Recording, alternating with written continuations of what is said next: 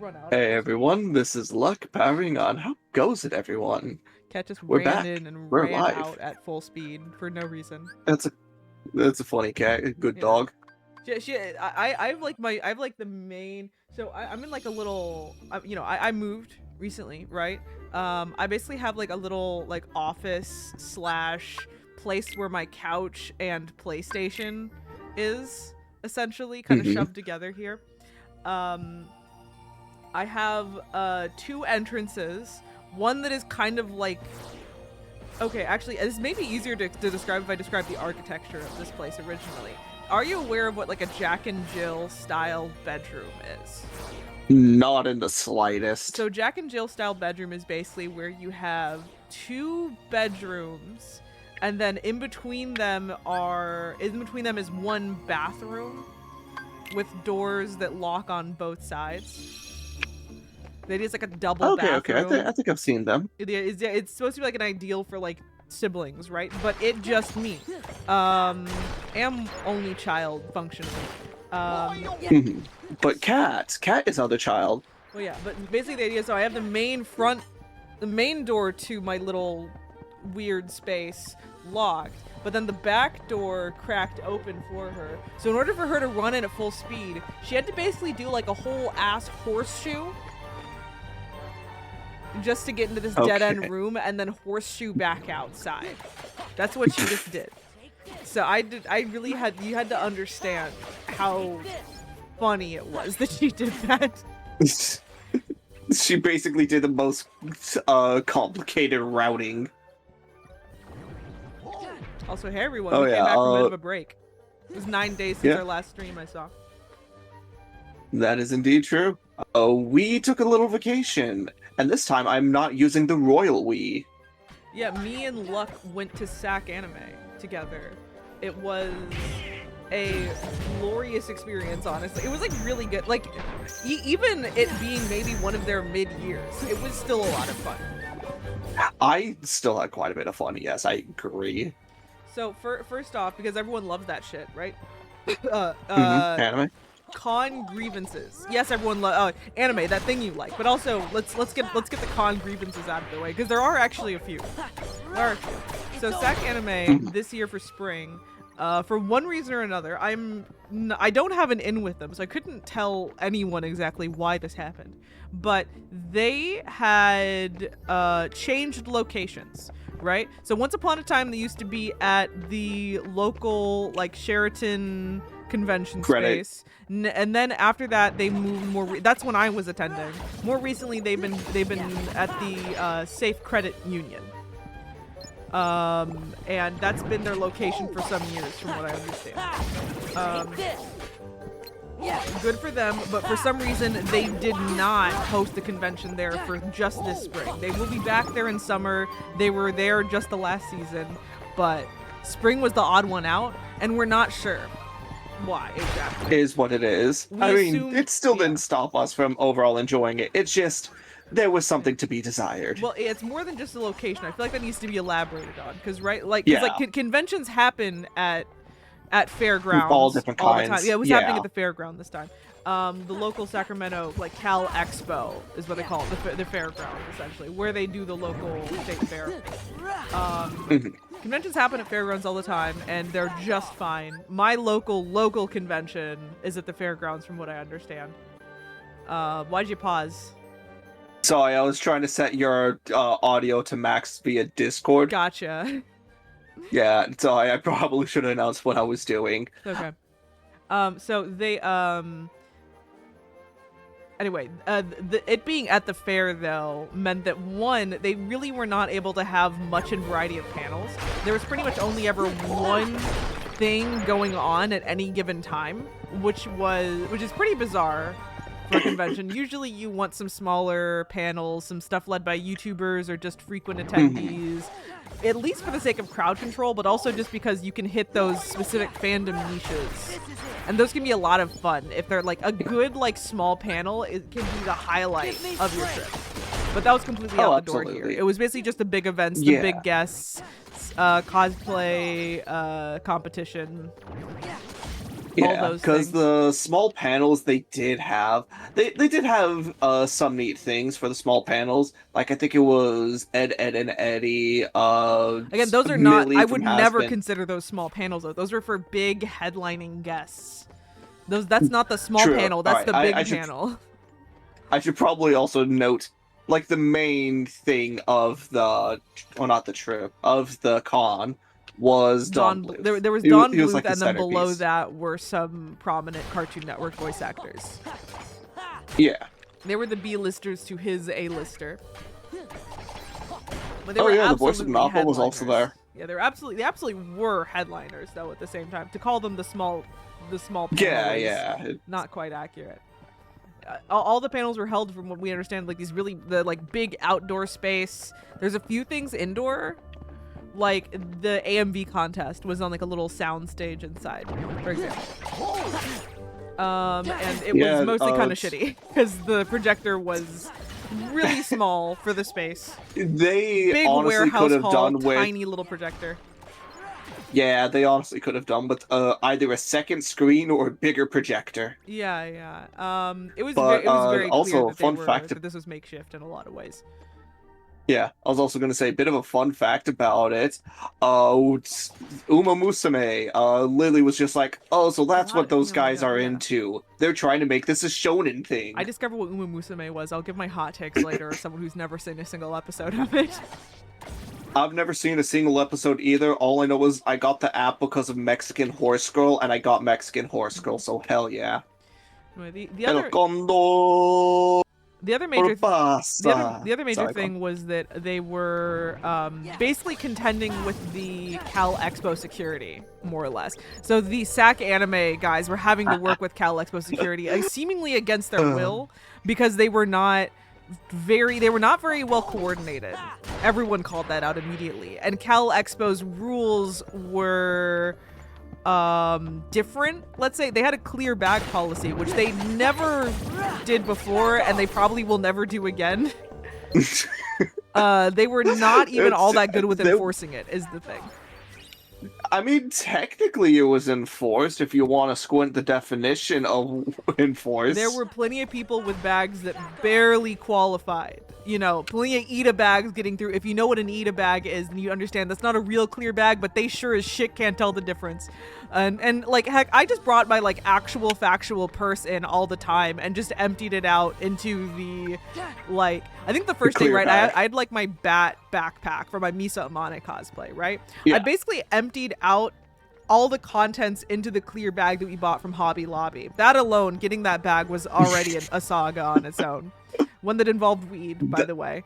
It was a fun trip in multiple ways. I feel like by saying it that way, I'm overselling it. We went to a bunch of stores, got dragged around. Spencer's employee pointed us towards Hobby Lobby, got it, bought weed afterwards. Yeah, basically. That's the summary. Because it was kind of just like, you know, in Sacramento, there's like these types of places all over the place. And then it was just like, hey, it'd be funny if we just like, that place over there with the green cross was one. And then it was like, and then it turned out it wait, was a dispensary, what's actually. Yeah, it was literally a moment of like, holy fuck, is it? I love being back in California. Hell yeah. But and I had an interesting experience. Yeah, Luck tried edibles for the first time and tripped out a little bit. It was funny. Yeah, the first time around it didn't do anything. Second time he was like halfway to an anxiety attack, so he had that response. So I guess we're not doing that for him again. At least not anytime soon. Maybe if I get to a stable point in life. So basically never again. Oh god. Anyway, so yeah, the clear bag policy, nothing was very well coordinated. You know, I'm coming in with the bat bag, just basically like rolled up to where I just pretended it was smaller than it was. Go inside, and once I'm past the eyes of security, because they really were only just at that gate. They did not give a shit whatever we did beyond that point. You know, I'm gonna be honest, now that I think about it, I don't think I remember it. Yeah. Now that I think about it, I don't think I actually remember seeing a lot of roaming security. We could have all started stabbing each other, and I don't think they would have cared. It was that by that once we're past their doors, we are SAC Anime's problem. which is why I question why they had to enforce that Like, why enforce the clear bag policy against SAC Anime's wishes, against their will in the first place, if you're not gonna, if you're not even gonna really act as security seemingly and just leave them to their own devices? Right, like nothing happened. It's a fucking anime convention. I feel like these things, like, my impression of them has always been that they're very safe. I mean, listen, you never know. Maybe some foreign power is going to say, no, we hate anime in America specifically. I don't know. There are too many weebs. Fucking Texas is starting to try and ban Dragon Ball or whatever. I don't know. I'm gonna kick their ass. It's something about, like, C-scam. You know how it goes? I was gonna say... You see like Bulma's panties or something when in one of the early episodes, and they say that's too much. Livacious. Yeah. Also, I mean, like, in all fairness, it is weird, right? Like, it's one of those things where you just kind of have to shrug your shoulders as an anime fan and just go, at different time, you know, different country, whatever. Bulma's like 14. It is weird, but like. Definitely. A full-on ban of the entire banning theme. Dragon Ball is not the fucking answer. It's like a really important piece of... Like, I can say that without a hint of irony. It's a very important piece of art, like, to the culture. It influenced so much. Like, international culture, not just anime culture. Mexican culture as well. It's international, but yes. I know, I just wanted to emphasize that just because I still... Especially. You could say especially. Yeah, especially. Yeah. Yes. It's like so important. So to ban it on those terms is, you know, it's very much like the kind of blunt hammer that Project 2026 or whatever it's called now, 2025, the very blunt hammer that they take to everything that they find even mildly objectionable, where it's like there's no nuance or understanding of art or historical importance or anything. They just say it's basically their moral grandstanding. No, as someone who's actually a really big fan of like early Dragon Ball, I think there is genuinely a conversation to be had surrounding it. But yeah, banning it ain't itchy for obvious reasons. Listen, like, I can understand the objectionable qualities, but you could easily handle that in a much better way. I don't know, give it the 4Kids treatment, which, I mean, fuck no. Sure. Alternatively, just pool the specific episodes, but no, they're opting for a full-on ban. Also, fuck no. I mean, I guess if you have to, I guess, but like, also fuck no. No, present it as uncensored and unchanged as possible. Like. No, I completely agree with that. Again, a Dragon Ball Z fan kind of grew up on that. I'm saying they had potentially better options that they could have done. I think it's like, if you want to be able to air it on TV, then yes, maybe you need to pull that specific episode, or maybe you need to censor it or do something like that for it to be acceptable for like children's television. Yeah, but like you shouldn't, under no circumstances should the episode be taken away completely. That's it, you know, like,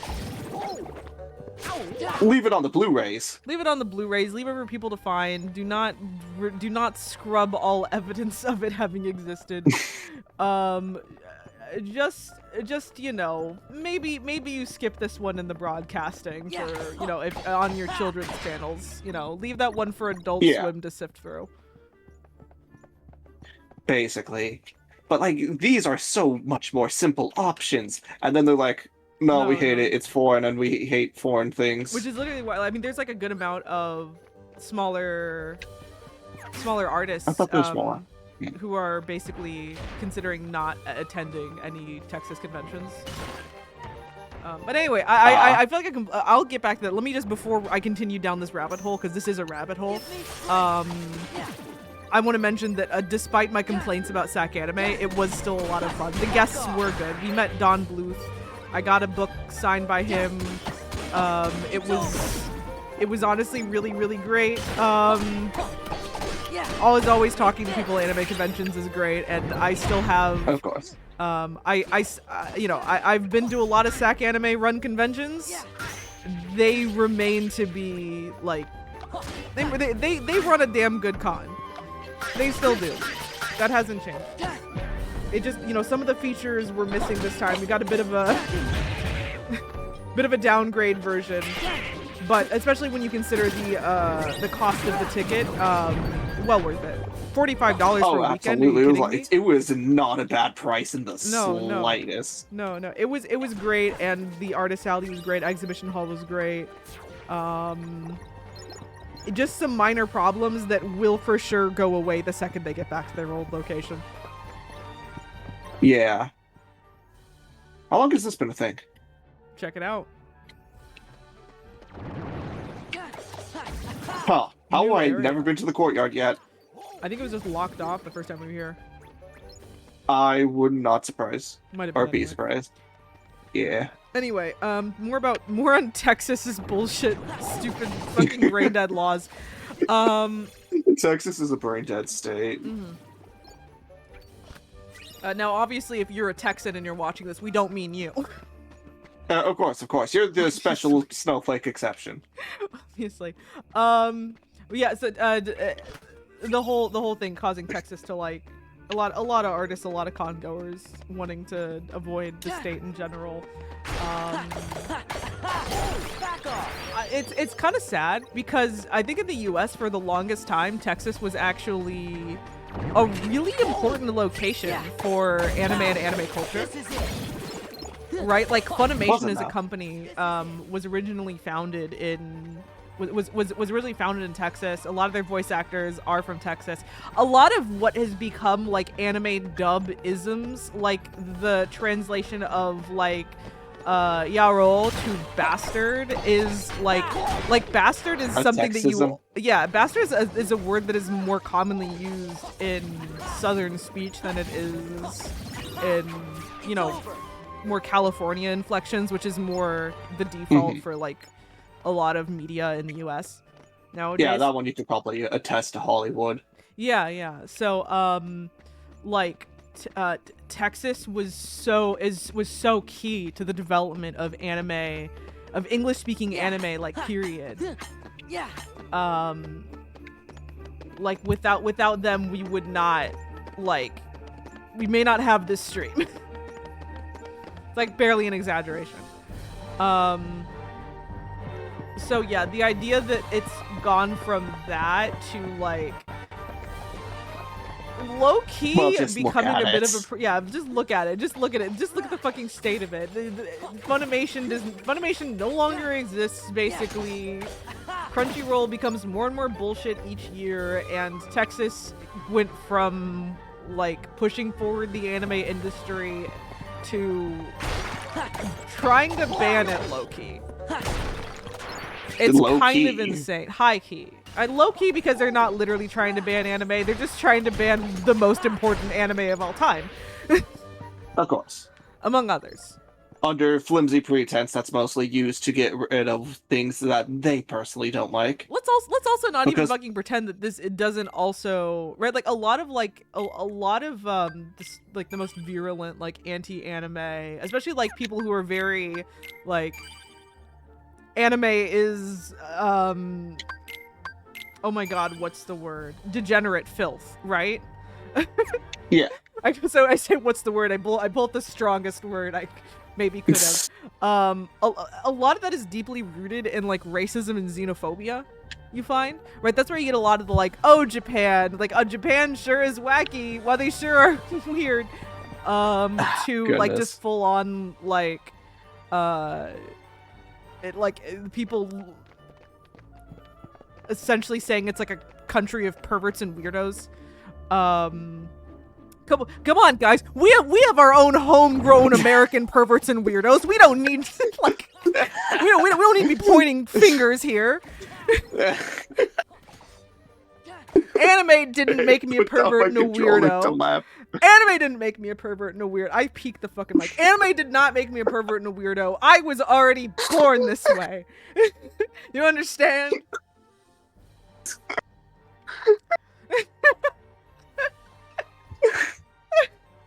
God, I killed him. I actually killed him. Sorry, no, that was just so funny and unexpected. Anyway, there was like I keep on showing you videos from this one YouTuber named called Hazel. She does these amazing videos and retrospectives on like older anime,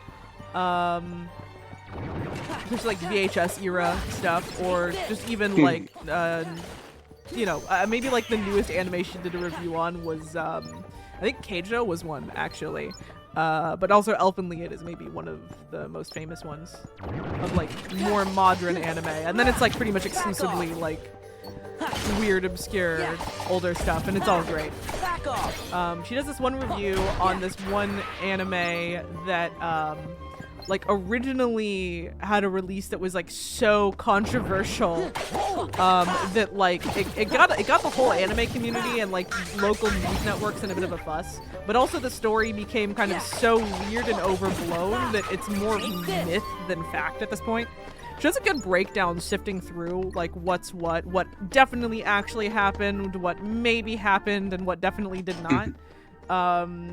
I'm forgetting what the actual, I'll have to look up the actual name of the anime, but it like famously supposedly came with a like pair of pink panties in the like box set. Oh.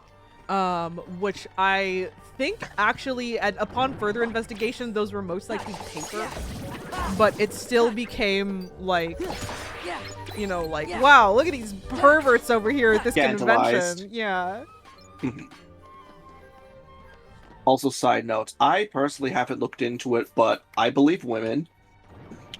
So, basically, I wanted to use this as context to a lot of this scandalized moralizing of, oh, we gotta protect the kids. Apparently, well, not apparently, because I, again, believe women, is used against the trans community just because people in government, specifically the entire party, views it as an immoral wrong and will just use that same vagueness and bluntness to ban anything related to it. Oh yeah, absolutely. You could. Yeah, I think I even told Luck about this, where there was like I was having this argument with someone who was like a friend of a friend about like hormone blockers with like trans kids. I was trying to argue that like, hey man, like all the science shows that it's actually really safe if it's used as intended. Like very minimal side effects. And he was like, I don't care, you know, it's kids, I don't mess around with kids, you gotta, and I'm just like, okay, you're going off of your own gut instinct rather than what is actually provably helpful and provably effective. And that's how just so much of this reads at the end of the day.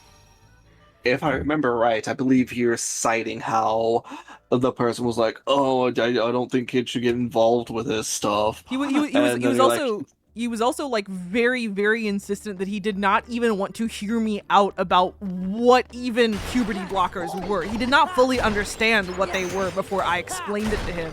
And he was still like, I don't care, it sounds like it could be harmful, so let's not do it. I'm just like, damn, bro. For the audience at home, hormone blockers or puberty blockers basically are very non-invasive. They're more of a hormonal hormonal treatment that will, worst case scenario, just delay puberty. So if hypothetically someone says, oh, I don't think children should be making such a permanent decision at such a young age. That's literally what it allows them. It allows them to put off the decision and then to choose the puberty that they want at an older age where they would be more sure about it. That is literally the ideal of what these weirdos fucking want. But because it has words that they don't understand, they decide that it's evil. Oh, are you telling me that this group who once, when we're in government, literally just did command search anything with like I think it was like anything with trans in it, literally had their funding pooled just because it was something like that?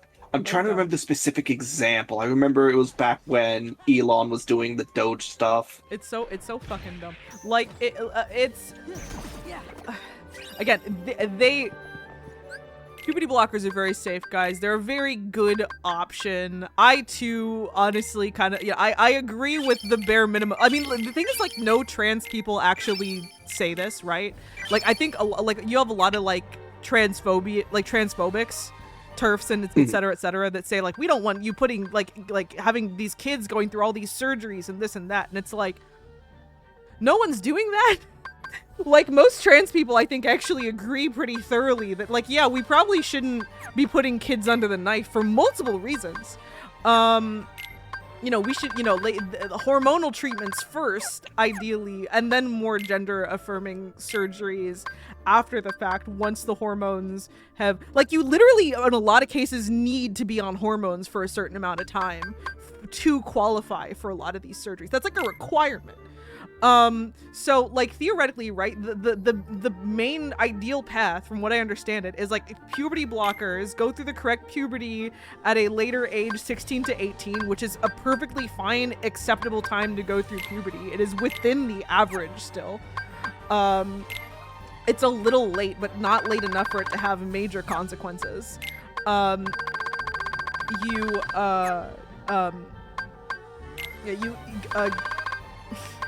Just doing all your things. And then, I got AP boost, so I was just like, oh yeah, let me just burn that up. Go on the hormones that you so wish, and then as an adult, then you get all the surgeries get unlocked and so on and so forth. That's like the typical. That's the typical path. That's like your average like endocrinologist. It's like, yeah, that's about how. So that's about the appropriate pace to do so. But all these weirdo fucking transphobic conservatives keep on claiming that they're doing it backwards, basically, and that the second that you come out as trans, they're gonna cut off your tits. They're gonna cut them off right there on the spot. They got the tit whacker waiting in the back. It's like, no, you fucking idiot, no, that's not how it works. Funny. Anyway. Meanwhile, it's just, I'm here like, yes, I should get lucky because of the extra drops. It's like mostly useless is the thing. It's funny for your name, but it's like not. Like, it's very not That's kind of why I was thinking about it. Yeah. Oh wait, what do you have? Once more? Second chance and once more. Let's see. What is second? I think second chance. Check second chance as well. And then once more. What is that one again? Damage for a combo. Okay, you need one of those at least. Both of them ideally by the time you're hitting some heavier bosses. Okay. You'll enjoy it. Trust me. You get one free. I don't die. Yeah. But yeah. Anyway. Actually, no. Fuck it. I'm taking. There we go. I'm taking this off. You don't deserve it. You deserve to cure me more. Anyway, other than that, I feel like my rant is over. My angry, incensed rant is done. I'll just end it with, don't fucking watch the HBO Harry Potter series, you absolute idiots. Don't watch it. Don't hate watch it. Don't ironically watch it. Don't do don't do that little thing you did with like Velma where you just watched a few episodes, you're like, ha ha ha, look at how bad it is. Don't do that. It was funny with Velma because ostensibly there was nothing morally wrong with that show, right? It was just kind of bad. People tried to claim everything about it, and in ways that were very hilarious and very telling about them. People got real racist about that show. But, like... Listen, guys, that's not why we're clowning on it. There is so many reasons to clown on it. That is not one. Yeah, my daily... I always think about that one guy that left a comment on my Has-Been Hotel video. I delete those comments, but they live in my brain, which means I'm doing it wrong, honestly.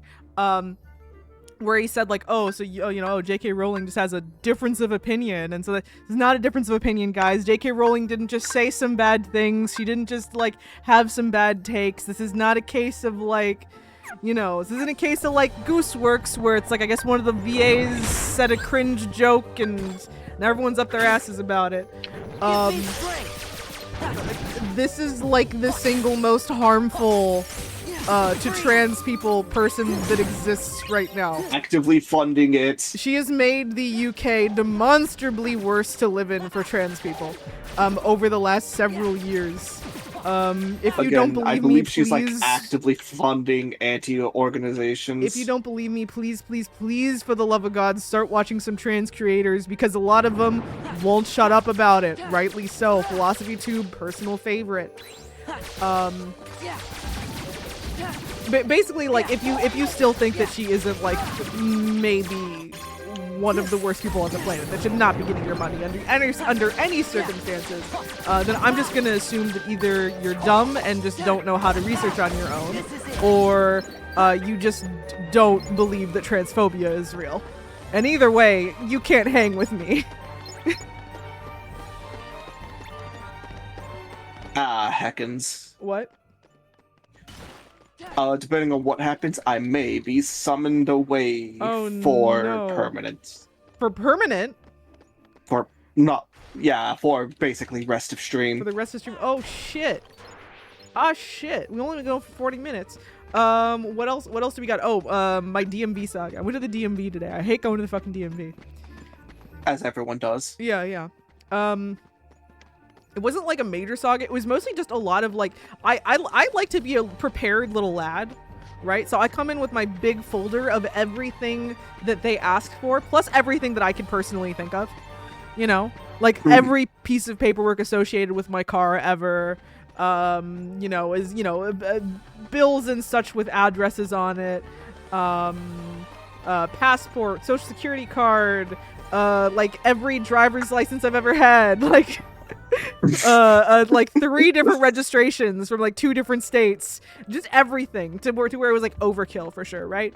But honestly, mood. It paid off though. It absolutely pays off though, because that means I didn't have to go back home, but I still did have to run around the DMV physically quite a bit, right? You know, I get my little number. Now they do a QR code or whatever. Get my little number, wait there, you know, 45 minutes of wait in that seat.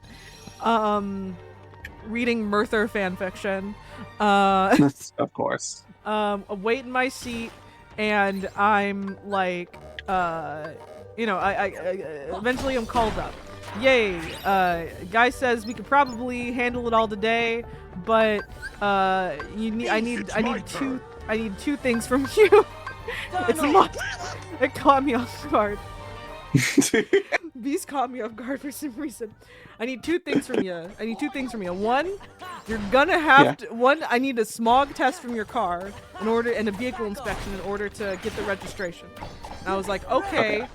Sure. Yeah, I forgot that's a CA exclusive thing. Well, the thing is, they actually do it in Arizona too. And I was like, hey, I have a smog test from Arizona. It's less than a year old. And he's like, doesn't matter. And I was like, okay. Like, damn, bro. I fine. came with the paperwork, and he was like, no. And I said, okay. Because I don't like to argue. And then he was also like, you also need to retake the written driver's test. And I was like, but I got my license in California first. And he said, doesn't matter. And I said, okay. Did you have your old license by chance? I did.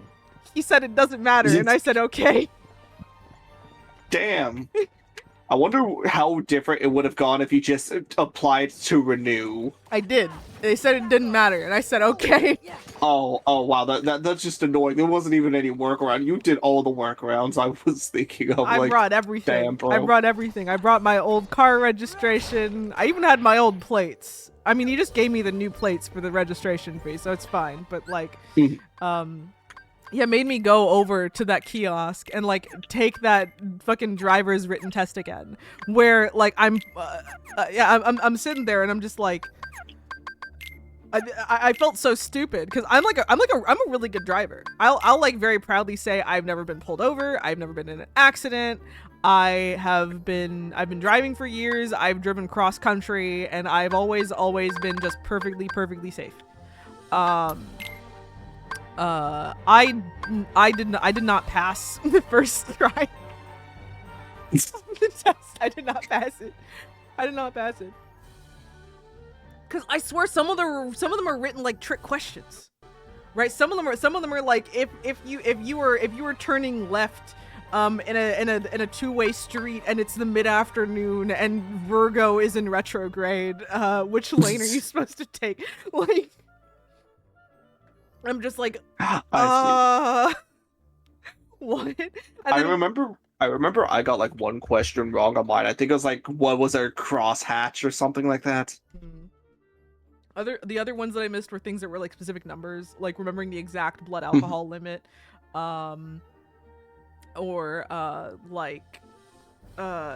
was like one right of way question that I missed. First try, didn't get it, had to go over to the lady and be like, I didn't get it. She's like, okay, go take it again. But first she was like, how old are you? And then I said I was 26, and she, yeah, just go take it again right away.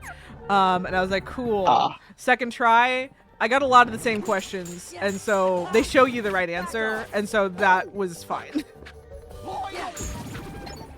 I got a lot of the same questions, so it was like, yeah, we're good now. So that was His keyblades. Yeah. And then back and forth, smog emission test right across the street, back to the guy, more paperwork, go back and forth, more paperwork. And then finally I left like $360 poorer and with new plates in hand. I see. Yeah. It was all fucking expensive.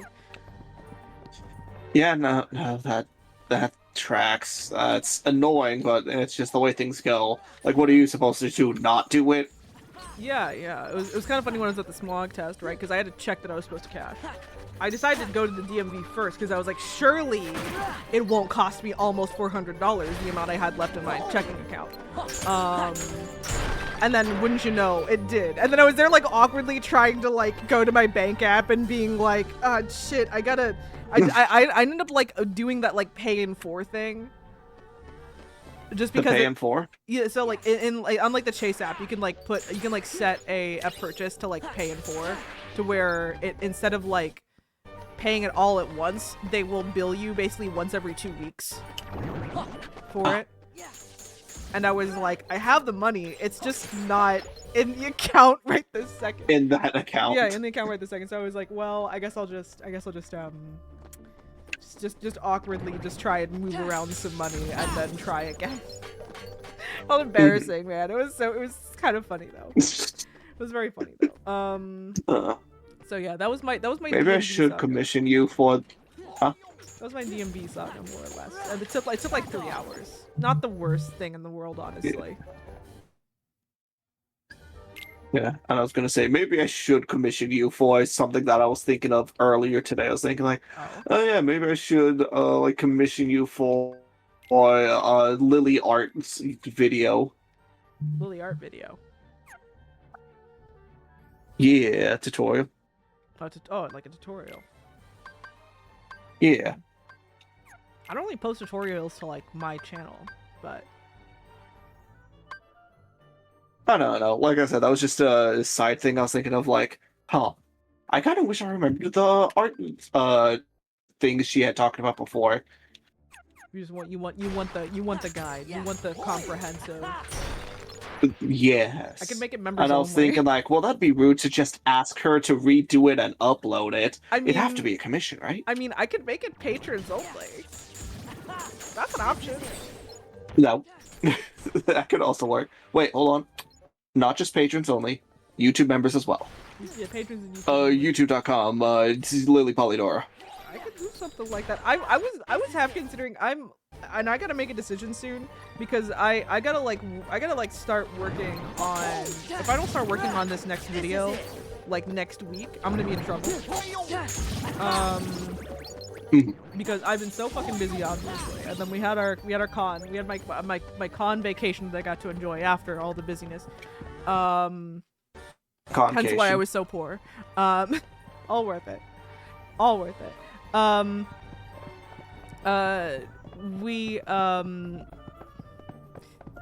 gotta like work on my next video. I've had a few ideas rolling around. I did force luck to watch the Astro Boy CGI movie recently because that was one that I was discussing. I could definitely make like a good, like a very Honestly, strong 30-minute video off of that, but I worry that no one would watch it. You know? Yeah, no, it doesn't exactly seem like it has a lot of relevance. No one cares about it or likes it. Same way that no one likes that little fucker Chicken Little. Sorry, I just had to bully him real quick. No, that's entirely fair. Oh, wait, this is FPS mode. Okay. Okay. That's oh, hilarious. fuck, I You did by it. accident. Oh no. Anyway, where was I? Hey, Jayon, just thank you for the Jaden, subscribbles. Thank you. Appreciate it. Where even was I? What was I discussing last? Something tutorial, something. Oh yeah, videos. Astro Boy. You hate him just like the Chicken Little. Yeah. So, next, I've like 3 ideas, technically 4, but one of them will take a long time, so I'm not really, number 4 is I'm really not looking to do that right this second. But I got like 4 videos essentially knocking around in my head right now. Yeah.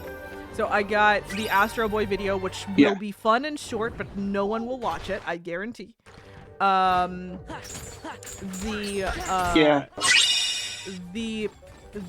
Disney Fairies books video that could reach in a particular audience if I play my cards right, but will take a long time. Finds it. Will take a long time. There are fans of this that would come in high numbers to watch it, but I would need to play my cards right, and research takes a long time because I have to read. Yeah. And one second, hold my thought for me. Okay. Okay.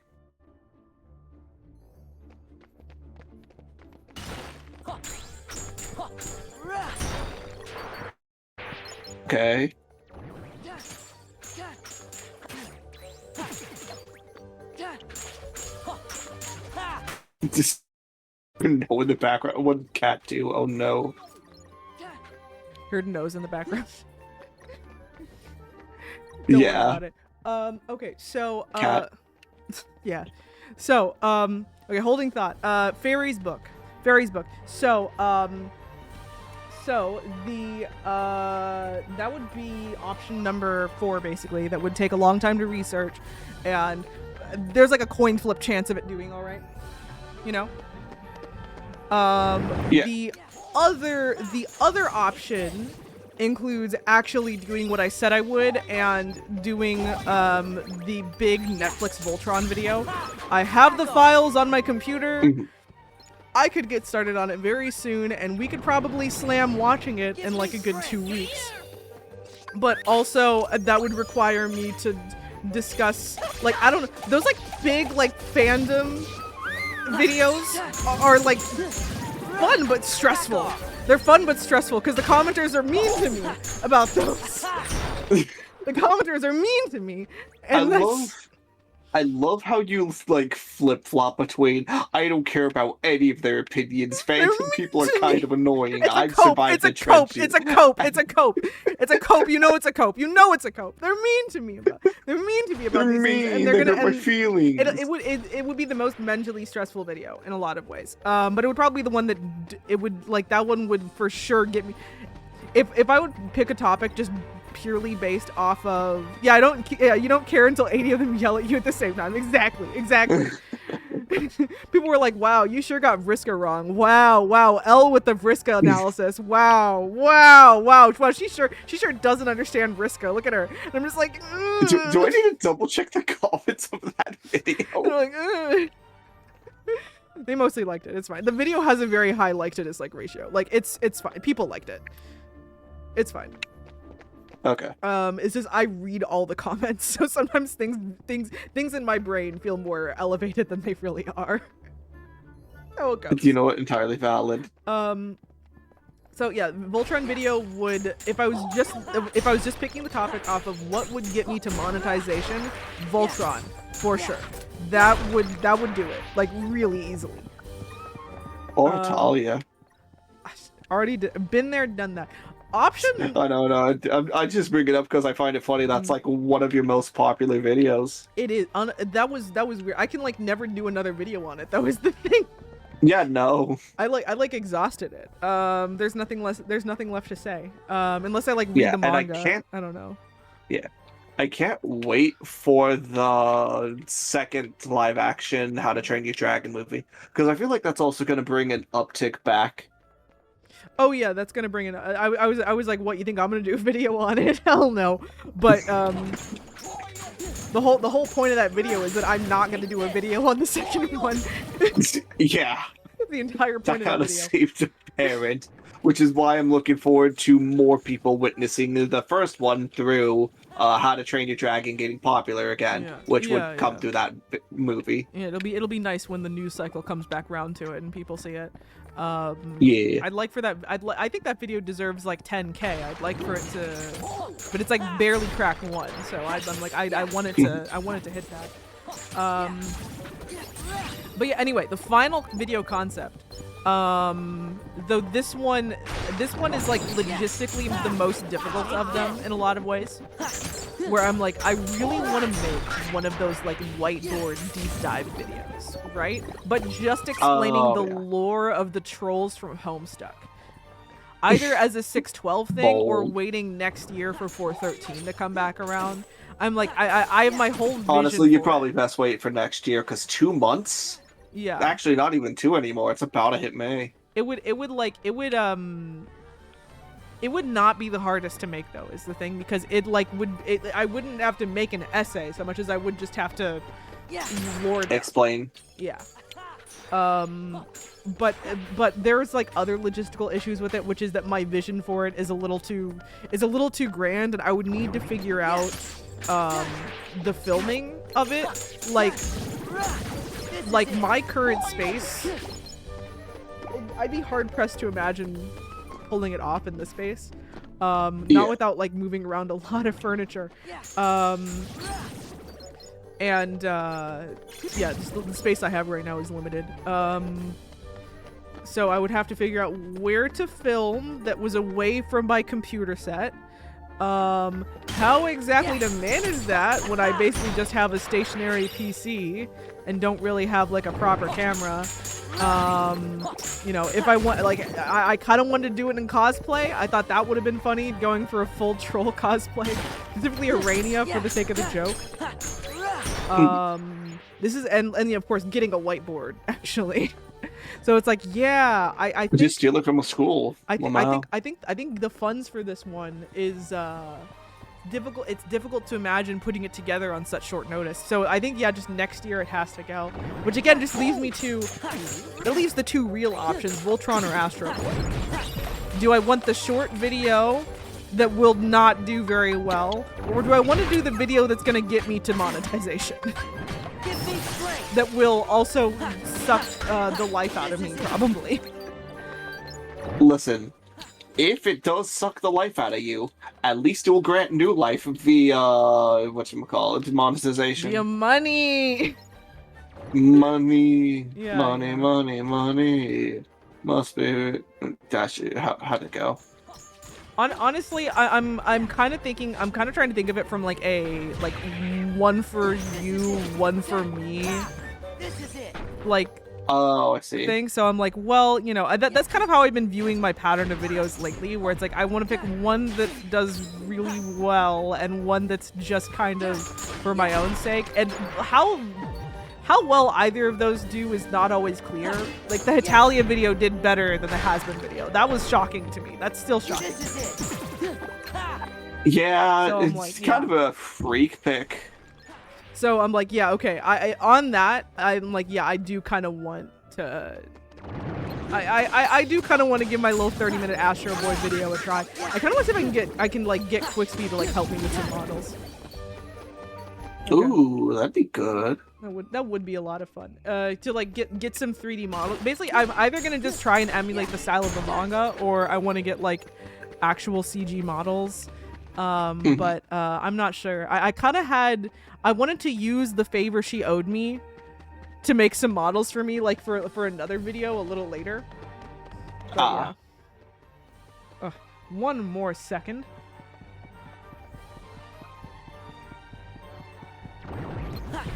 Wore off.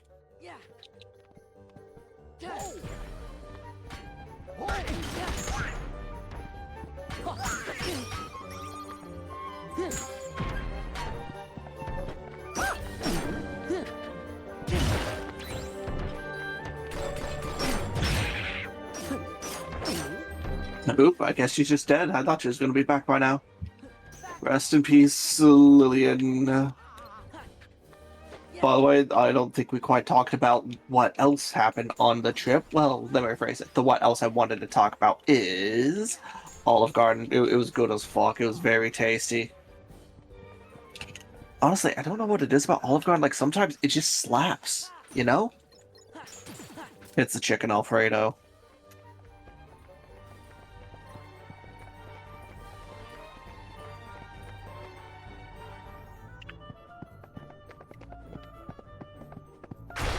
Yeah, but also trying to think of what else. You know what, J-Bet? You framed it quite well. For me, I don't think it quite misses that much. For me, it's kind of just like, all right, some days I prefer it less, but like, some days it's just pure, so great. Also, J-Bet, I know Lily does video commissions also, so I hadn't seen the chat in a little sec. So, like, if you really want a Cabela's video, I don't know, just toss enough money at her to make her submit. Just be like, oh, shoot, $500 for a Cabela's video? I guess I have to now. Even though I know she's talking about it, saying she's not quite sure for a figure. Maybe. Yeah, because I believe she actually had talked about how, like, oh yeah, I'm not sure what I could really do for a Cabela's video. Like, I think the best, cause... Careful, J-Bet, she might actually take you up on a 4-figure Cabela's video.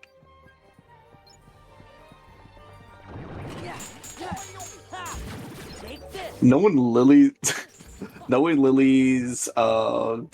penchant for putting in a personal touch for these videos, I would not be surprised if it turns into like a microcosm of her life as well, or something like that. Which honestly I think would elevate the video. The effects of Cabela's with its familiar tone. I don't know, I only know that one video with that one guy had his family. What was that? Mandalore Gaming, I think y'all showed me? Something like that.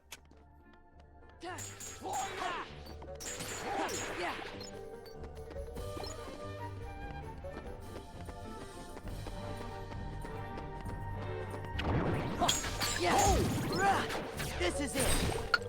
Yeah. Now we need to double check your profile picture for that one.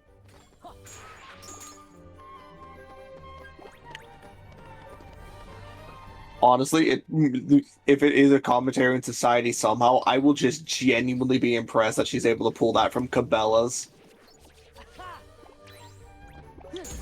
Is it? Okay, I only see text now. What if I just click it?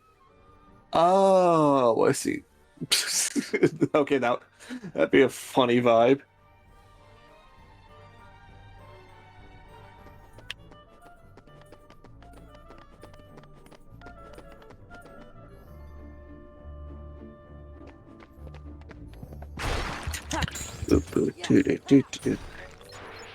You know, it's kind of funny. I actually wasn't expecting this to really be a grinding stream today. It just kind of happened. It was just like, oh yeah, Lily saying her story. I'm just gonna grind while she says that story. And then it kind of just like, you know what? This is the vibe. This is what's going on. This is actually where my brain is at anyway. Just dumb grinding. Because I'm gonna be honest, work was kind of long. I stayed like an hour longer than expected. So like a 7 to 4 day, which like could be worse. But like a bit of a long one.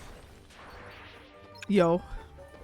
So just was rambling. By the way, J-Ben said he may be willing to drop a 4-digit figure for Cabela's video.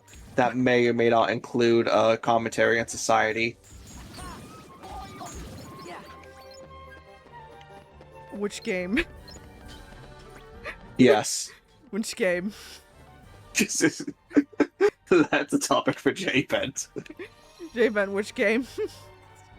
The Cabela's franchise, I suppose. There's a lot of them. There's a lot of them. There's a lot of them. Hey, that's for y'all to find out the nitty-gritty. There are so many. There are so many. You know what? I remember how long those games are. We will discuss. I'm like, oh fuck, They made I need money. non-hunting games as well. Ah, What fuck, even I need is the money. property at that point? No, like I'm genuinely curious. What are the non-hunting games like? J-Ben, I feel like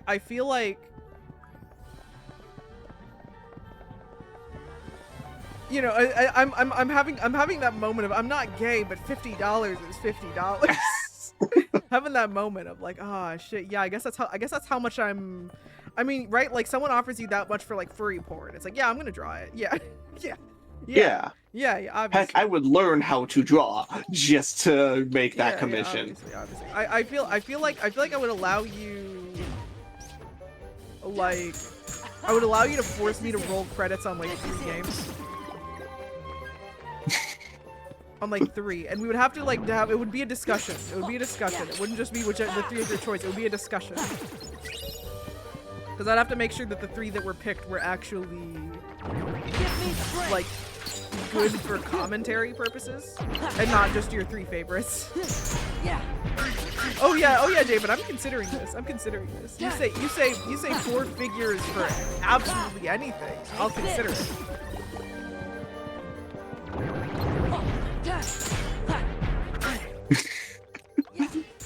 Listen, I'm trying to be a YouTuber. I can be bought and sold. You know what? That is the correct mentality. Yeah, absolutely. I mean, I have my limits, obviously, but those limits are hardly Cabela's games. You know, I got my own mental list of companies that I would never accept sponsorships for example. What's Raid Shadows Legends like on that list? Anything that promotes gambling, even soft gambling. So I would probably not do even as someone who kind of likes Genshin, I would not want to do a Genshin sponsorship. Okay, so gacha is out of the question, so I must ask. What if Twisted?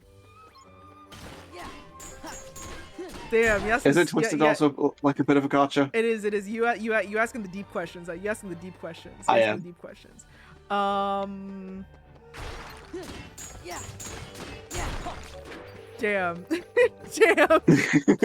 Damn. I feel like it would. I don't know, it would depend, right? Guys, it's one thing, like, you know, I could do a Twisted video and be critical of it, right? But, like, accepting a Twisted sponsorship, especially if it was specifically directed at the game, that would be a little harder. I think my principals would have to say no, but that does not preclude me from being able to do a Twisted video one day. Back off. I get that, because one of them, you're doing it for money, the other one is you're doing it because you have something to say. Yeah. Again, nothing with gambling, no AI, of course. Nothing about our new AI product. Fuck no. As of J-Ben's hypothetical. Yeah. Offered you like 5 figures, like hypothetically. I mean, from what I understand, that's not even really an unreasonable amount, depending on your channel size. Right? Like, I think this is too where you have to do your whole capitalism math, where it's like I think it would really depend on what kind of financial situation I was in at the time. If I needed it and I like to play that game anyway, I might consider it. I might. I'm not so high and mighty.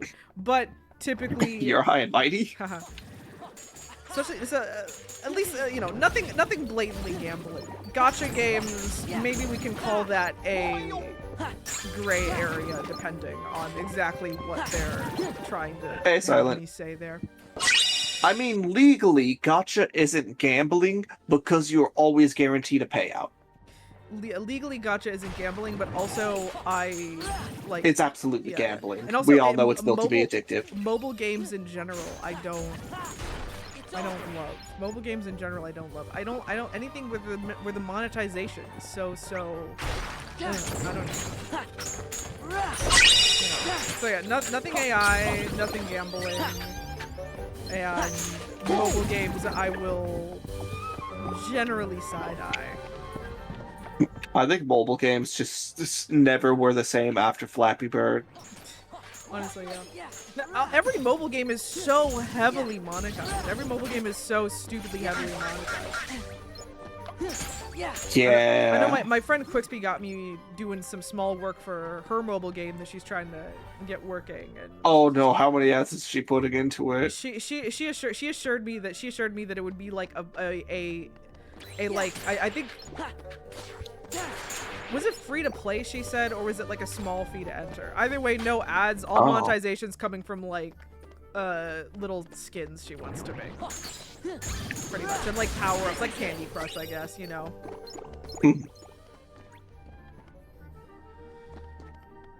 And I'm basically like you know, if you you know, if they want to be putting ads in it and all that shit, I will probably wish to distance myself from it. But yeah. You're just gonna drop, leave my name off the credits. He's like, yeah, leave my name off the credits here. Side note, isn't that what happened with Food Fight starring Charlie Sheen as the dog? Probably. Yeah. That's yeah, that's absolutely true, J-Pen.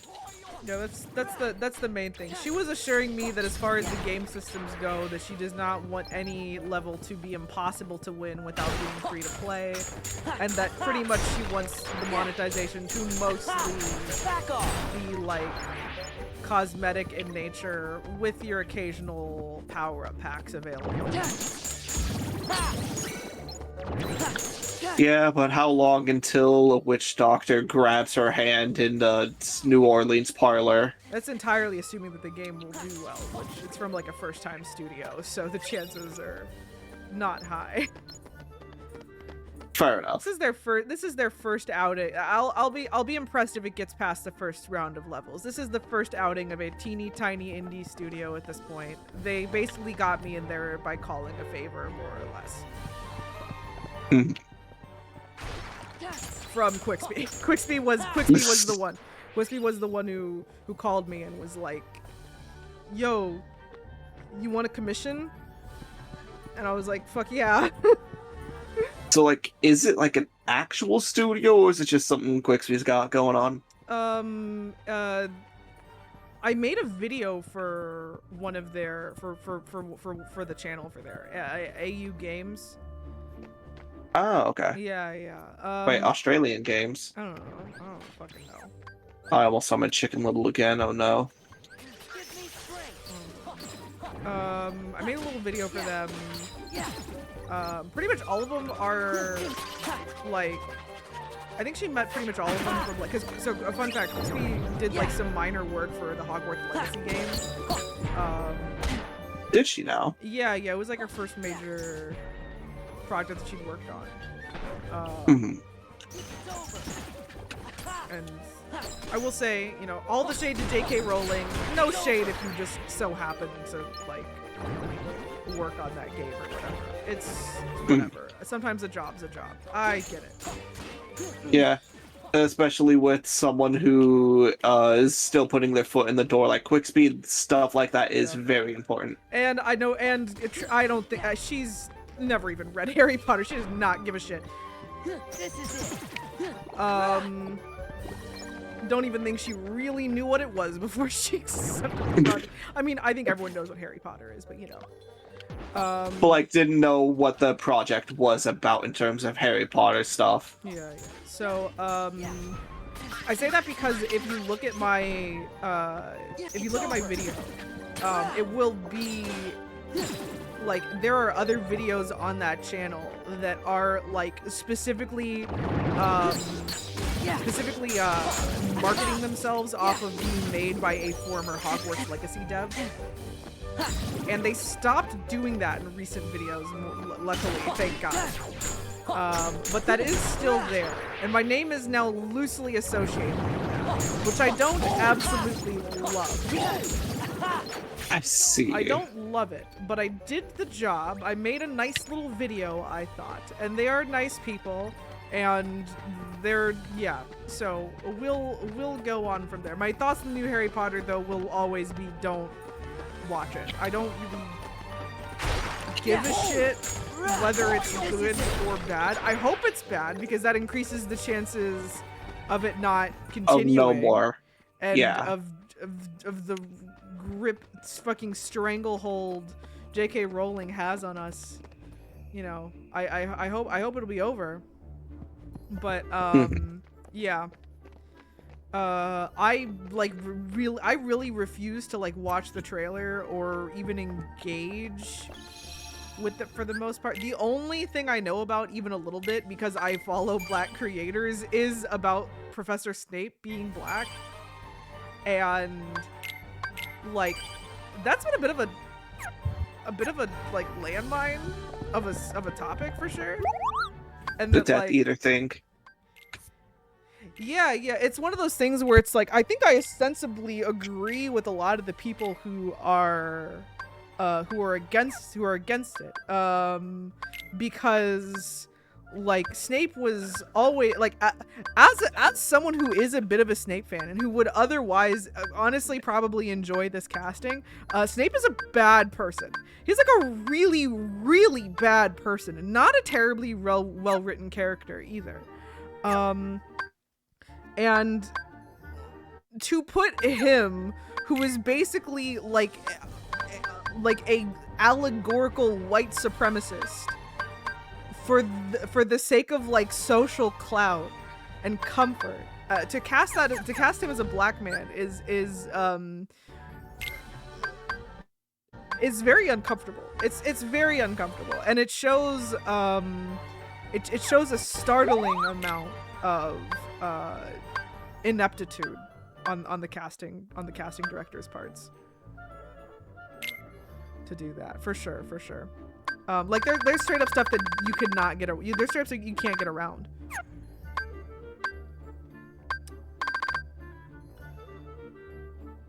Messing around, Looking at shop stuff, yeah. Yeah, there's like stuff in the story there that you absolutely cannot get around. Including the fact that it's almost impossible to read James Potter's bullying of him as anything but racial. Like it's just one of those things where it's like, okay, either it's done completely a-racially and there's no regard towards any of the characters' races whatsoever. Like it's just like, you know, set in a fantasy world where racism doesn't exist and where everyone's colorblind, which is not my favorite thing in the world. It's a choice, but I'm like, if you're gonna cast a black actor, then them being black, I think, should be important to the themes and the writing of the story. It's why Wicked, the movie, is so fucking good, because Cynthia Erivo, because Elphaba being black is actually textually important, and it is genuinely good representation. That is a 10 out of 10 casting, for sure. This is not that. This is not that. I have a hard time even imagining how the fuck this is gonna be anything other than painful for black audiences. And I say that easy. yeah. I know the perfect way for it to not be painful for black audiences. You ever hear of alcohol? Yes, and also I add all that with the asterisk of I know for a fucking fact that like 75% of the people who are complaining the hardest about it are only doing so for racial reasons. Let's be real. Let's be real. That is like there is a like Harry Potter fans. Harry Potter fans. I do not trust Harry Potter fans to be particularly progressive. For every good fucking reason. I am not. No, I don't trust them. I don't trust those people. Valid. So I like there are a lot of people who like I think see the jokes and see the legitimate criticism, but then some of the ways that they make the jokes that they push them a little bit. I'm like side-eyeing. Like, are you against this because it's like textually really bad and it's very awful that they cast this character who allies himself with white supremacists, essentially with allegorical white supremacists as black? Or do you just find the idea of it really funny and are just here to clown on a black man? Like, This is it. Are you against this in a woke way, or are you kind of just being terrible? basically, yeah. And of course the complex nature of even how you deal with all the actors on here, being like, you know, Yeah. the obviously how people have been treating, basically. yeah, but obviously how people have been treating him. We have the same goal, but we are not the same, more or less. Honestly, I'm just like, they should just made Hermione black and then should have just like Pinky promised to not do the Spew storyline. If they did that, I would have been happy. Make Hermione black and Pinky promise to don't do the elf slavery storyline, please, for the love of God. Lily, let's be honest. They're going to. It's going to be totally awful. gonna They're do going it. to, and it's going to be awful. And if yeah, it's Black Hermione canon. Black Hermione is dubiously canon. In the new series, she's white, so that makes me think that Rowling didn't really give a shit and probably, you know, just did it for the exact reason we all thought she did for both points, you know. But in the Trying to earn stage back play, that audience. in the stage play, she is black. In the stage play, she is black. Slavery will be a man story point, mark my words. Well, I'm sure as shit not gonna find out, because I'm not watching the damn thing. And I'll find out from people complaining secondhand. Oh yeah, okay, so yeah, with the black actor there, the guy playing Snape. I don't know his name. I don't care to look it up. I understand some people send him some death threats.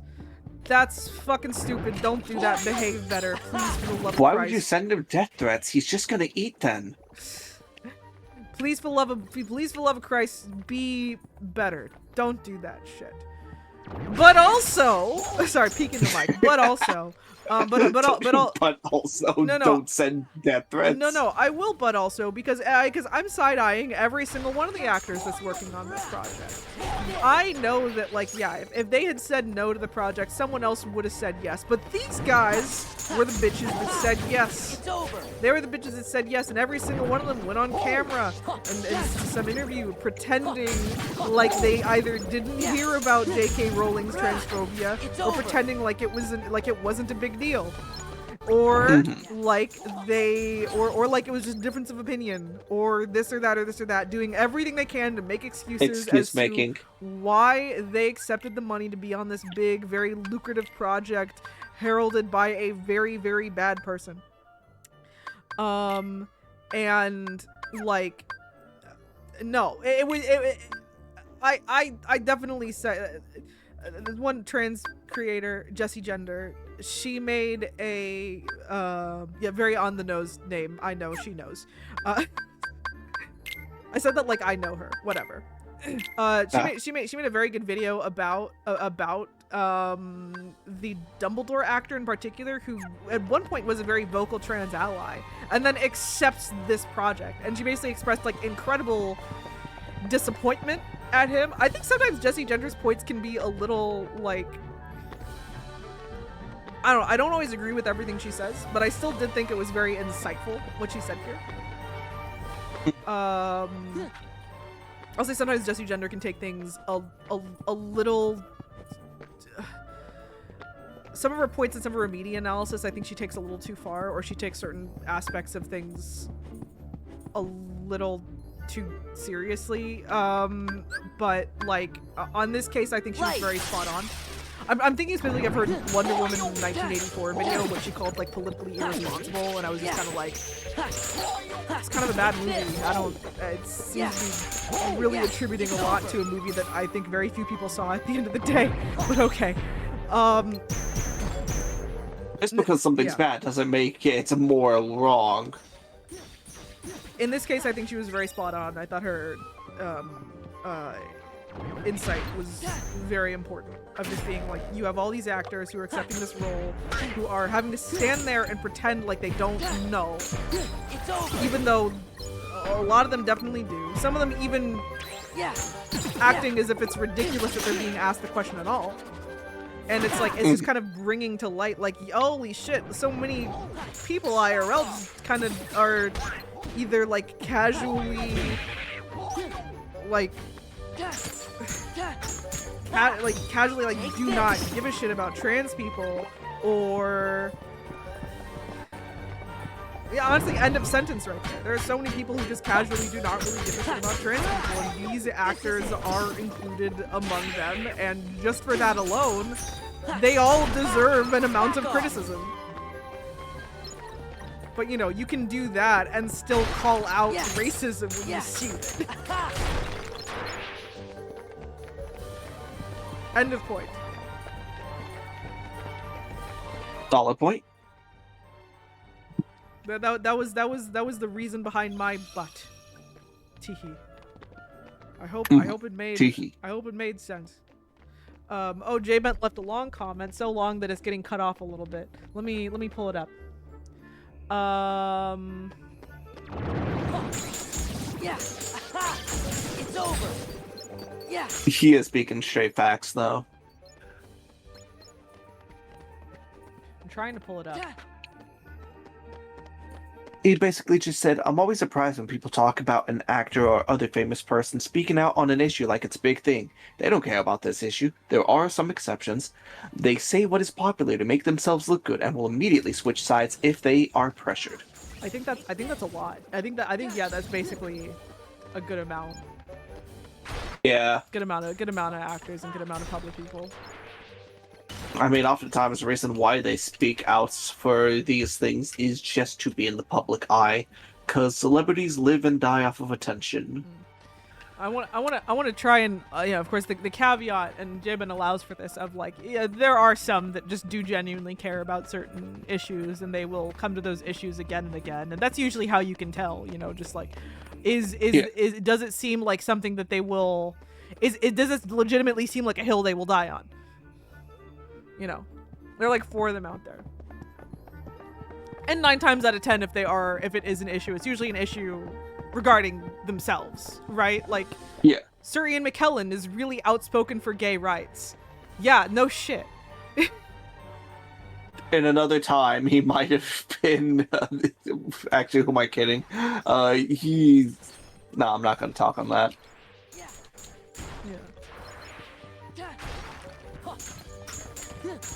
There are some that do genuine activism, and that you have to respect there. But for the life of me, I sure can't think of one off the top of my head.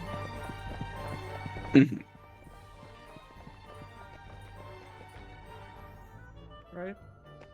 And again, yeah, it is mostly people talking about issues that pertain to them. Who the fuck? It's a bot. Kill it. Die. Haha, murder.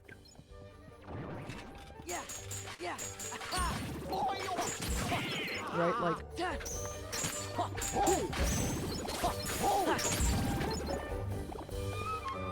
Right, like, honestly, yeah, I'm just trying to think of, like, all the main high-profile activists who are, like, actors and musicians first. And it's like, yeah, because I don't keep up mostly. with celebrities, but like genuinely, I can't think of any celebrity who's really spoken either pro or against just anything in general. Again, unless it's an issue pertaining to them. Like, I love how Kendrick Lamar talks about black issues, but it's hardly a stretch to say, of course he'd care. Now, I still respect him more than someone like Tyler Perry, who likes to claim more or less that, like, anti-black racism isn't a thing, like, almost. No, not that far, but he claims he has a very bootstrapped mindset about it. This idea that, like, systemic racism isn't so much a problem anymore. So, you know, screw him. But, go watch the FD video if you want to know. Yeah. That still was great. If you haven't seen it, what the fuck are you doing watching me? Yeah. So yeah. Yeah, that's mostly where you get it. Like as far as someone coming in as an outsider, as just an aggressive ally. It's over. Yeah. Outside of, like, you know, maybe willing to take a small stance in like a red carpet interview. Literally, probably the lowest stakes place you could possibly say something like that. You know, not that I don't appreciate it when someone comes on the red carpet to say a correct opinion, but that's hardly activism. And plus, not even consistent half the time. Because as J-Ben said, sometimes these people flip at the slightest of pressures. Yeah, basically. Like the Dumbledore actor, basically. Accepting some roles in some trans projects and then going on to star in Harry Potter. Yeah.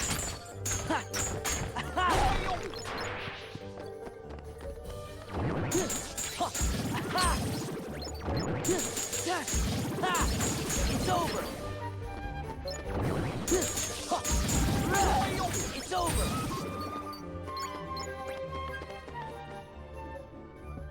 But yeah. Anything else?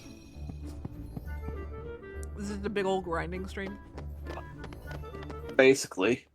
Though I'm gonna be honest, I think I'm starting to get tired now. It would probably be too much to name to subtitle this stream "Fuck J.K. Rowling," right? I probably can't do that. I guess I'll have to title about SAC anime and put it as a bait and switch. Hmm. In my heart, I don't think you'd be able to do "Fuck J.K. Rowling." Maybe if censored. No, I'll just say, "Wow, SAC anime," and then people, you know, then you find out. Wowie wow, SAC anime was great. Wowie wow. I'll put in the description, like, don't watch HBO's Harry Potter. I'll put in the description. I'll slip it in there. It'll be there. The sentiment is there.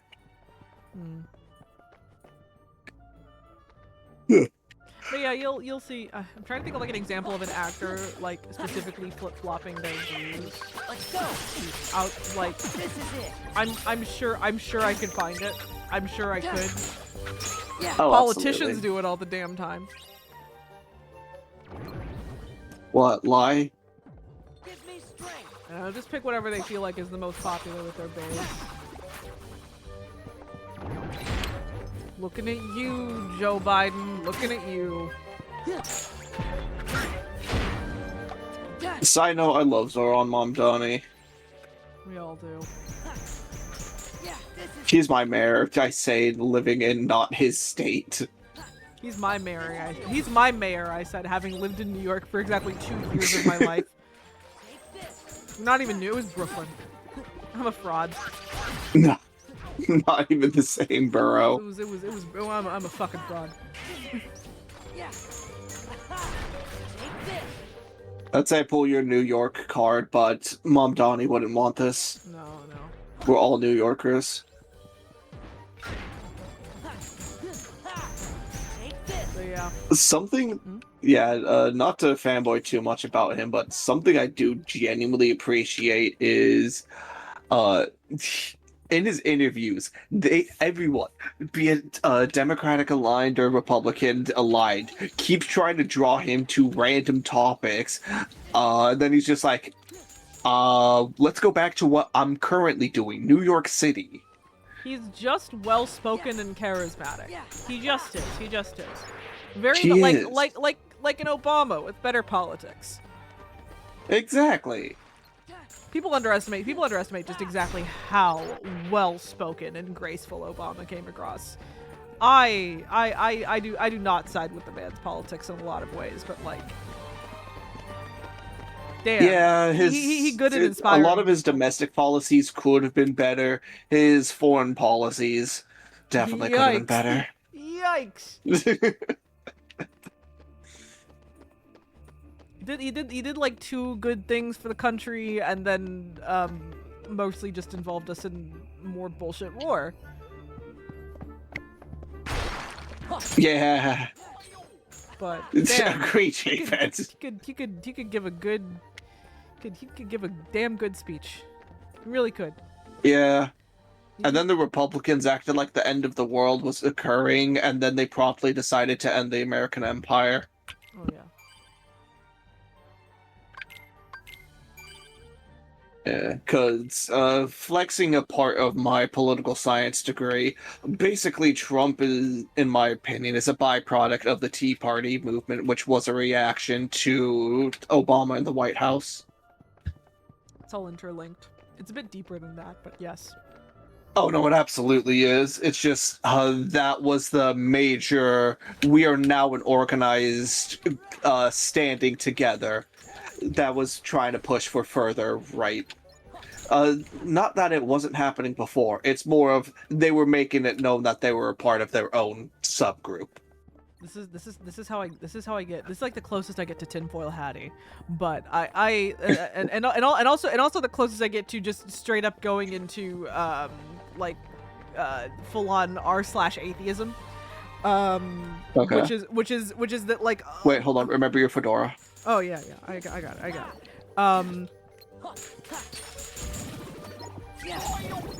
So, there's a lot of fucking Christian cults here in America.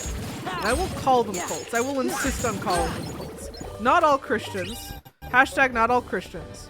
But there are certain sects of Christianity that, as far as how they function here in America, it is very cult-like. And the more I watch on, and the more I Texas research, again, it's fine. no, not necessarily, not just Texas, right? There's like various. Youth Oh yeah, no, it's foundations, widespread throughout. Yeah. Yeah, yeah, like. Yeah. Again, if you're like not my congregation, don't worry, I'm not talking about you. I might be talking about you, but it's okay. I probably scared you off with all the trans talk. You're not there. There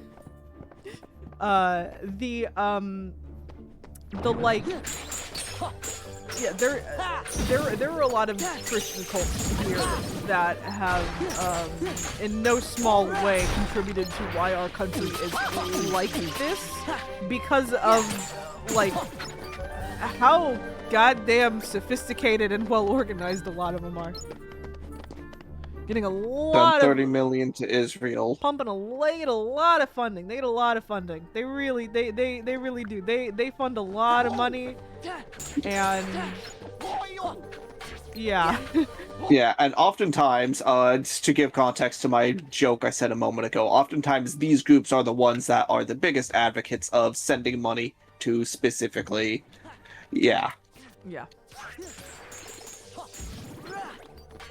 To a country where if we said exactly what it was, I think this would actually really quickly get flagged.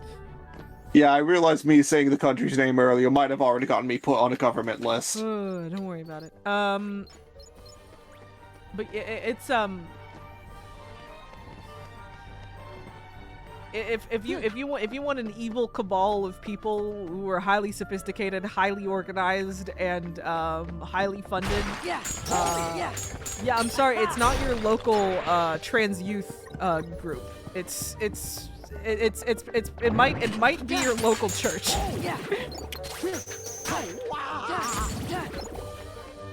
Or your local moms group, or your local homeschool.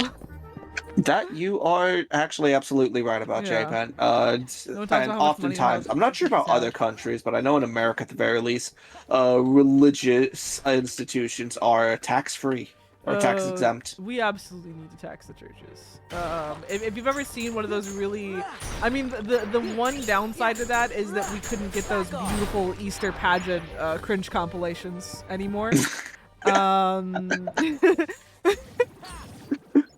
had you in the first half, huh? I knew you were Yeah. going somewhere with it. I just didn't know the where. Yeah, we won't. Oh, we I won't, we love won't be that able, one video. If we started taxing the churches, then like, how am I gonna get my yearly fix of putting Tony Stark on the cross for our passion play this year? Oh wow, that is a very intimate church, J-Pen. I dig it. For me, mine is definitely a bit bigger.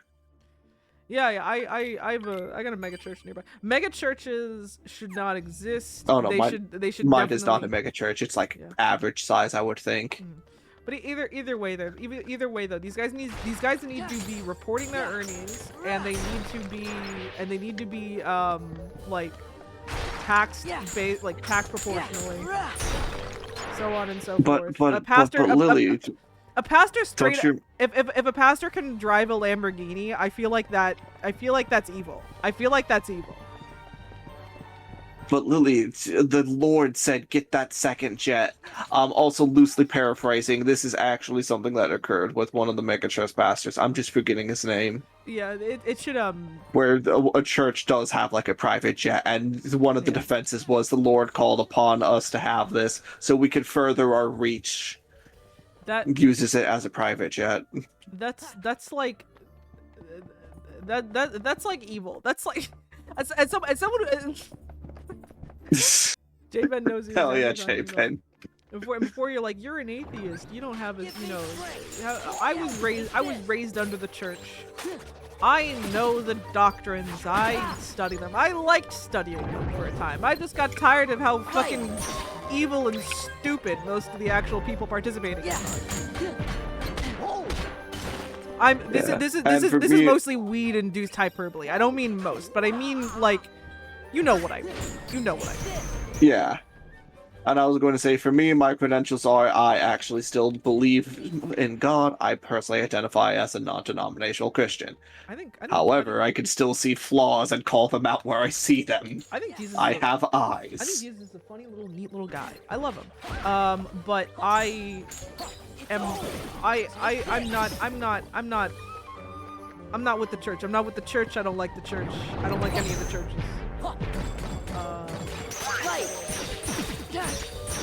One more second. Alrighty. Yeah, also a topic I didn't quite get to talk about before, since we switched topics. The bootleg church productions. I love this one video. I'm forgetting who was doing the review, but basically, she had made the joke, at least I think it was she. Someone had made the joke of like, oh yeah, look at this kid. He is literally gonna yell out with the voice of father issues. Because it was the Hamilton one. You know, there's the line of, call me son one more time. You're supposed to be all angry, but like, this kid. Oh my god, you're talking to the like kid? I know place. exactly what you're talking about. Call me son one more time! That was so good. Without mega churches, how would we get daddy issues like that? Daddy issues like that? How do we get to enjoy watching Tony Stark being crucified? I forgot about that one. How do we? I mentioned it already. I'm surprised you forgot. How do we get Loki being the devil and inspiring basically a conversation between me and Luck about the ways that Loki and Satan kind of inspired depictions of each other throughout the Middle Ages? How do we get that? Yeah.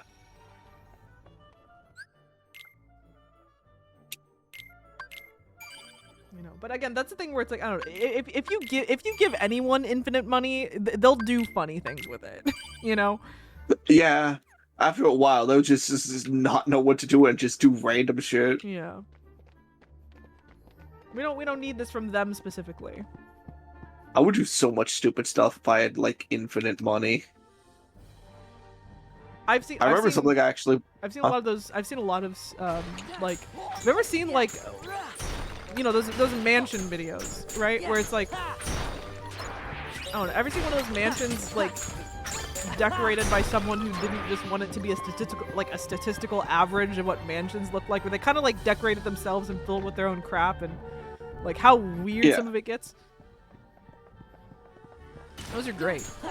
I love those. Always peak. It's like a mansion, like Because actually decorated by the person that lives in it. Amazing. yeah, I'm trying to remember this one mansion thing I saw. I'm trying to remember if it was like an actual taxidermy giraffe or if it was like something else. It was like some giraffe thing. I think it was also shot at too. Oh yeah, you ever think about what would I do if Mr. Jimmy Beast himself gave me a big old fat check? What would I do? Real quick, on that note, I would like to point out, I like how the joke has gone, or the imagination has gone, from, oh, if I had like some secret rich relative, to now, what if just Mr. Beast gave me money? What if Mr. Beast came to my house and said, today, we're going to be giving a cringe YouTuber some, you know, we've never done this before. We didn't even mean to break this record, but actually, we ended up doing so. Yeah, also, J-Ben, that's entirely valid. For me, mine would just go to stuff that I think is neat that might also benefit people, but it's mostly for me. For example, I was talking about this with Lily back during our trip. It was just like, what if we just make an entire old town?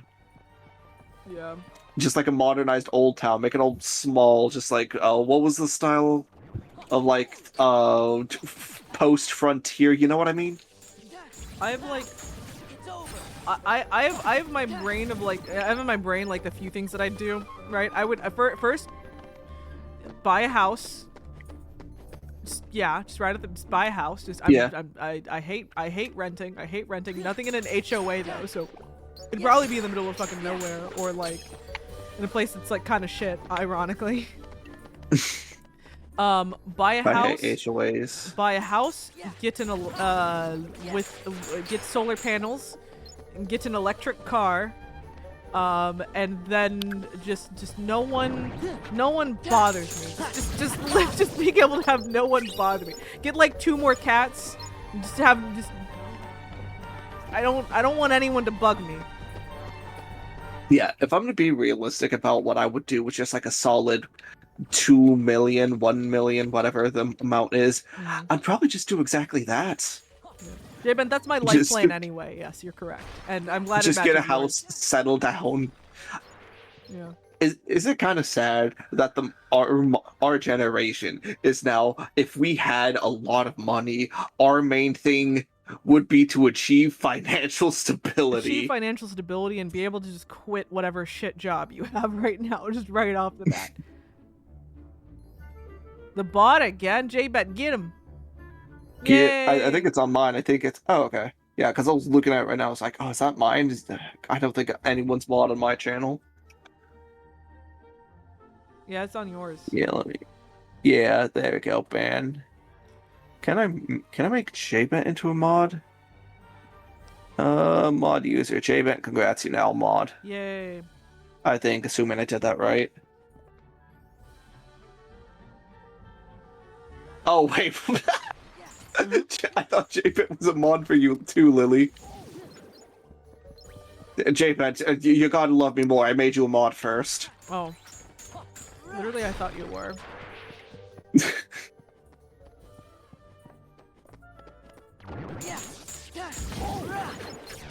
Hell yeah. You have been knighted.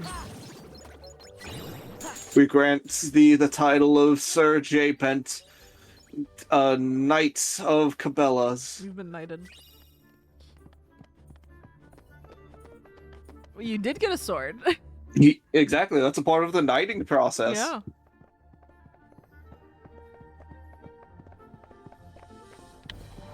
That reminds me, once Mozzie shows up, I should mod her as well. Oh yeah. She's cool. Well, she showed up at the beginning and just like popped in, and then I think she popped out. I saw the resub. Oh, okay. Ah, heck, my message chain doesn't show it. Maybe later.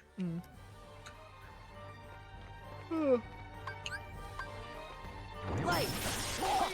We're gonna maybe make this a good solid like 2-hour stream. Is that the vibe? Back off. That is the plan. It's kind of funny. I actually got like an ominous message from mom saying like, "Oh yeah, can you help out with this stuff later?" I was just like, that's what I was saying before. Like, oh, I might like be dead for the rest of the stream. Like, I've not been called upon, so yeah, that's to go on fine, I guess. Yeah. It's good. But like, if it does happen, that's exactly why.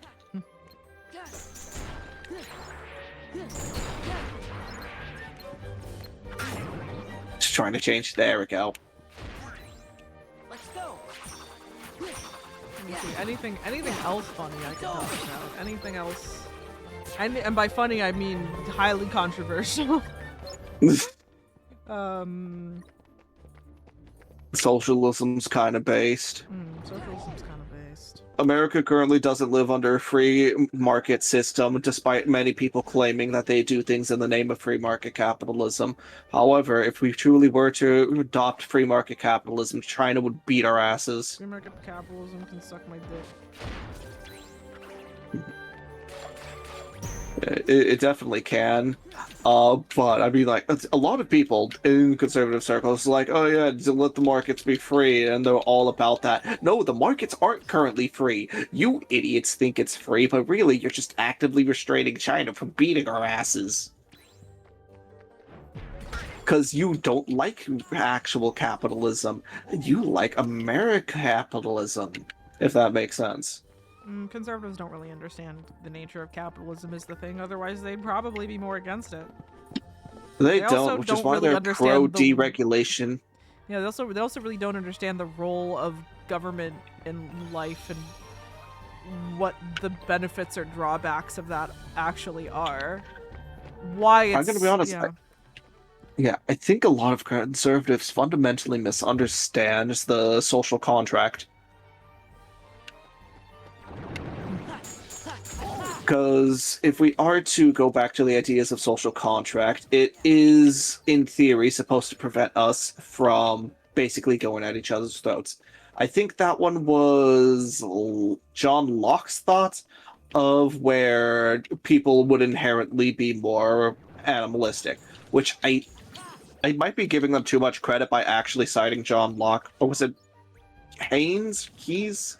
No. It's been ages since I've read them, I'll be honest. Also, J-Ben says, But... I gotta be the only person they've modded for that actually clears their redeem requests, and I'm like, I don't... What does that mean? I'm doing it, it's not on purpose. I know what a redeem is. Basically... Continue. Oh, wait, what was the redeem? I don't know. Okay, let me pull up your stream then. No, J-Ben just says, I gotta be the only person he's modded for that clears their redeem requests, and I'm like, I do? I've done it. I just can't do it all the time since I'm typically the co-host. Oh, do you do it? Are yeah, you the one that does this cleared for me? it. Yes. Okay, thanks for that. I didn't know.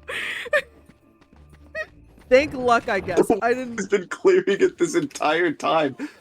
For a brief moment, I misunderstood, saying like, "Oh, you so don't clear funny. it."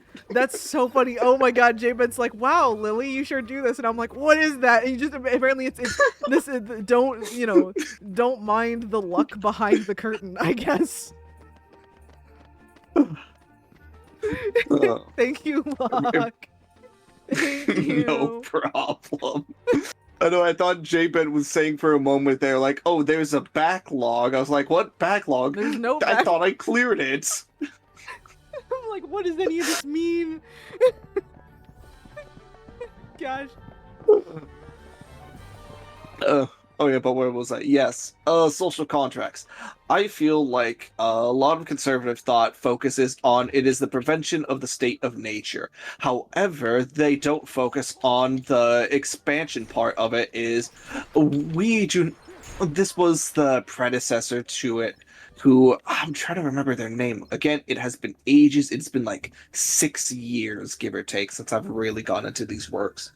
Where basically the social contract is still kind of a flawed idea, just because it's not like we have the option to opt in or out of it. So it's just the inherent state. And so it is up to the inherent state, which is the governmental state in this, to actually provide for those under its forced contract. Basically, that's just a lot of words to say, don't be stupid. The government's supposed to help the people under it because they are forced to be under that government. The government takes care of people's even just most basic essential needs, even just ensuring that they have access, even potential access to those things. You know, society runs better. People commit less crime, you know. Also, a sticking point, because I'm very much one for defunding the police, and that's usually something that I end up having to argue that people don't understand, which is just like, yeah, you know, you could totally get away with defunding the police, who demonstrably don't do that much. Let's be real, aside from escalate conflicts a lot of the times. If you put more effort into just taking care of people and making it to where their material conditions are just improved, right? Better mental health services, better economic services. Yeah, you'll see crime go down. That's like pretty proven. Yeah. Again, I'm like half remembering something from my course studies where it was something along the lines of, in impoverished areas, people often are not acting at their normal level. They are more considered to be in a state of stress due to environmental circumstance, which means if they were removed from said stressful environmental circumstance, they would be less inclined to basically commit crime and all of what you had said. Yeah, people do really, people do dumb, awful things sometimes when their needs aren't being met. And a lot of the times, the, like, you know, what was that one thing of, like, the social worker versus the psychologist answer, where sometimes the social worker just gets it right, where it's like, yeah, sometimes a guy isn't depressed, sometimes he just, like, needs food or some amount of housing security. Yeah. You know, maybe he just needs to make sure that his rent is paid and just needs a six-pack, and, you know, that's about the extent of the depression, actually. It's like, I think that's the case for, like, probably a lot of people. A lot of people. Yeah. Not all. Psychologists still have their place. I believe very strongly in psychology as someone who's benefited from a psychologist and a psychiatrist in the past. But, like, yeah, just, you know, get less mental health and less anxiety issues if people weren't so fucking stressed out all the time, maybe. Which is why we should have a single payer national health insurance. Yeah. Well, in general, just a national health insurance in general would be ideal. Absolutely. That would go so many miles towards alleviating, one, a lot of medical debt, two, people requiring medical assistance. People always, it's so funny, so many countries do it right. I notice a lot of people bring up, like, England as far as the bad example of it, as if England... which is very funny to me, because they always say, like, well, you know, not every country has it just right. What about England? Their nationalized health care is a disaster. As if, like, it's a weird bad example. Here, I'm gonna help you win an argument here as to why that's a bad example. Okay. England's population is smaller than that of Japan's.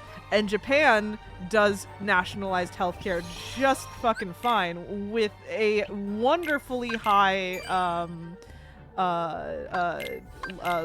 like, lifespan rates, with wonderfully low mortality rates. They have very, very good healthcare there, and it is it is pretty much entirely nationalized, with healthcare costs being very, very low. They have a higher population than Britain, Yeah. and like any claims that like what the United States did would necessarily be closer to what Britain did than what Japan or what like any Nordic country has done is just based off of numbers is kind of stupid, but I'll hear people try and say that sometimes. Like that's the common one they'll hear, which is that you couldn't do it in America because America had such a high population. And like, well, of course, the answer to that really is just, you know, give certain requirements for it, but allow the states who population-wise are not significantly larger, in a lot of cases are smaller than any of these other countries that manage it just fine. Give them some amount of power, but give them certain requirements and metrics that they have to reach. If that's what you genuinely believe is the problem, there are workarounds to it. Jabin, you are absolutely right. And I would also like to bring up a lot of these places, or let me rephrase it, states that are against reformed healthcare are basically the welfare states themselves, aka the red states, because they take in more tax money than they actually get back. Yeah, I have a lot of red states that are basically a fucking drain. It would do nothing but help you guys, yet you are like this. Like, come on. A lot of people there are hungry in a lot of ways for just better healthcare, because you have a lot of places where it's like a lot of these rural places where if you want healthcare you have to like drive more than an hour to get to a hospital, where if you have an actual medical emergency you're just fucked. Yeah. In fact, something I had heard was back during the beginning parts of the administration derogatory, you had rural hospitals closing down just because of the cuts they made. Yeah. They made it materially worse for them in every way. Least you could do was at least try and subsidize even just a portion of it. And yeah. Now, of course, the proper answer to why we can't do it. Put aside all this bullshit about how, oh, the population, oh, it's too big of a country, you know, we can't do it like them, like, oh, you know, this, that. The real answer is that, you know, is the lobbyists. That's why we can't do it right now, because there's so much money We're not even wrapped able up. to get a we're not even able to get a solid direct file tax system because we got like what was it, TurboTax lobbying to remove it after the first trial run. There is so much money involved with US healthcare. So much bullshit surrounding it. Like, they literally just, if you were a US citizen versus a European citizen, if you were in the US versus in Europe, the same company will just charge you more for something, just like on the base. On the base is the flat fee. They'll just charge you more. Also, Lily, side note, now is about the time for me to leave. You're heading out? Okay, let me just finish this little I'm like at like the tiniest point. Which is really just you know, fuck everyone who profits off of healthcare, more or less. They are anti-medicine. They are ruining other aspects of society. Leeches. They're trying to. A lot of these same guys, you know, if you've noticed, if you have a pet and you've noticed that your pet care costs have gone up over the last couple of years, these are the reasons why. They're buying up vets. They're going to inflate these prices further and further until you basically have to get health insurance for your pet in order to even afford their yearly shots. It is if legitimate steps are not taken to cut these guys off at the knees, and if we don't legitimately try and move forward to try and remove capitalism from our healthcare completely, if not, you know, I won't go so. It will lead to more and more dying still. Yeah, not only are you going to be having a bad time with this, but you won't even be able to get your like basic healthcare for your dog without it costing an arm and a leg too. So yep. Well, on that, shall we head out? Yeah. organize with your local leftist chapter. Go to a protest. Throw a brick at a cop car. Bye. Hold on, I gotta get my outro. Mhm. Well, lurkers, chatters, here for a little, here for a while. I thank you all the same. This is Luck powering off, and remember, everyone, lucky days. And 3, 2, 1. Good Enjoy the communist night. revolution. I look forward to you being amongst our ranks, comrade.